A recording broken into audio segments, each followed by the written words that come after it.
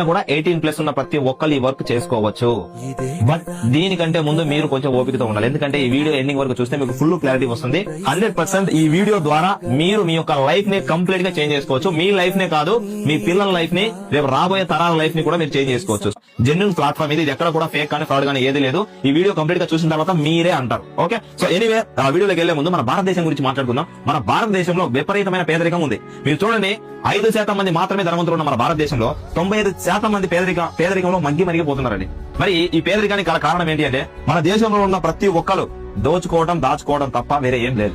ఎందుకు అంటే, పేదరికంలో ఉన్న ప్రతి ఒక్కరికి ఏదైనా అవకాశం వస్తే అది ఫేక్ ఫ్రాడ్ అని చెప్పేసి ఒక ముద్ర అనేది పెట్టేసుకుంటారు.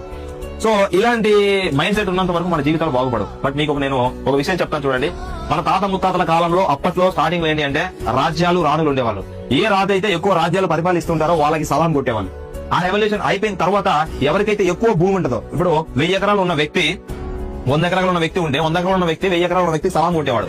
1 ఎకరా ఉన్న వ్యక్తి 10 ఎకరాలు ఉన్న వారికి సలాం కొట్టేవారు. సో అట్లా ఎవరికి ఎక్కువ ల్యాండ్ ఉంటే వాళ్ళకి ఎక్కువ సెల్యూట్ చేసేవాళ్ళు. దాని తర్వాత ఏం జరిగింది అంటే, బ్రిటిష్ వాళ్ళు రావడం జరిగింది. బ్రిటిష్ వాళ్ళు వచ్చిన తర్వాత ఇక్కడ మనకి ఎవరైతే నౌకరీ అంటే జాబ్ చేస్తారో, జాబ్ చేస్తున్న వాళ్ళకి ఎక్కువ సెల్యూట్ చేసేవాళ్ళు. ఎందుకు అంటే ఆ రెవల్యూషన్ అలా ఉండేది. ఆఫ్టర్ జాబ్ అయిపోయిన తర్వాత మనకి ఇండిపెండెన్స్ డే అంటే స్వాతంత్రం వచ్చిన తర్వాత గవర్నమెంట్ వచ్చింది. సో గవర్నమెంట్ జాబ్ ఎవరికైతే ఉంటుందో వాళ్ళకి రెస్పెక్ట్ ఇచ్చేవాళ్ళు.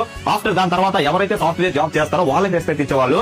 ఆ తర్వాత ఇప్పుడు చూసుకోండి, సాఫ్ట్వేర్ జాబ్ చేస్తున్న వాళ్ళు కూడా వదిలేసి సెల్ఫ్ ఎంప్లాయ్మెంట్ చేసుకుంటున్నారు. చిన్న చిన్న టీ స్టాల్ పెట్టుకుంటున్నారు, చిన్న చిన్న టిఫిన్ షాపులు పెట్టుకుంటున్నారు, బిర్యానీ షాపులు పెట్టుకుంటున్నారు, రెస్టారెంట్లు పెట్టుకున్నారు. అంటే సెల్ఫ్ ఎంప్లాయ్మెంట్ కి అలవాటు పడ్డారు. ఇప్పుడు ఈ రెవల్యూషన్ నడుస్తుంది. బట్ ఇప్పుడు రానున్న రెవల్యూషన్ ఏంటి అంటే, direct selling industry. Direct selling industry గురించి మీరు విన్నారో వినలేదో నాకైతే తెలియదు, కానీ మాక్సిమం 92% ఆఫ్ పీపుల్ కి డైరెక్ట్ సెల్లింగ్ ఇండస్ట్రీ గురించి తెలియదు. ఇప్పుడు నేను మీకు క్లారిటీ ఇస్తాను. మీరు మూవీ ఇండస్ట్రీ చూసింటారు, కాటన్ ఇండస్ట్రీ చూసింటారు, సో రకరకాల ఇండస్ట్రీలు ఉంటాయి. బట్ ఈ డైరెక్ట్ సెల్లింగ్ ఇండస్ట్రీ అంటే ఏంటి అంటే, దీని గురించి మీరు పూర్తిగా తెలుసుకోవాలి.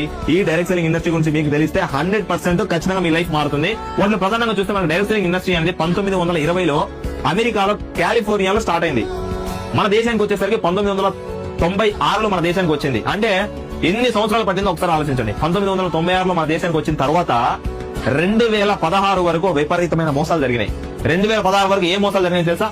జనాల్ని జాయిన్ చేయించుడు, చైన్ సిస్టమ్ అంటూ ఉంటారు కదా, చైన్ సిస్టమ్, అలాగే మనీ సర్క్యులేషన్, డబ్బులు కట్టించుడు, అలాగే దాంతో పాటు పిరమిడ్ స్కీమ్స్, లెఫ్ట్ వేసుకో రైట్ వేసుకో అండ్ అక్కరాని ప్రొడక్ట్లు ఇవ్వటాలు, సూట్లు ఇవ్వటాలు, బూట్లు ఇవ్వటాలు, ఇలాంటివి అండ్ కమ్మలని, ముక్కు పుడకలని అండ్ ఇంకా బైక్లని, రకరకాలుగా ఫేక్ చాలా నడిచాయి.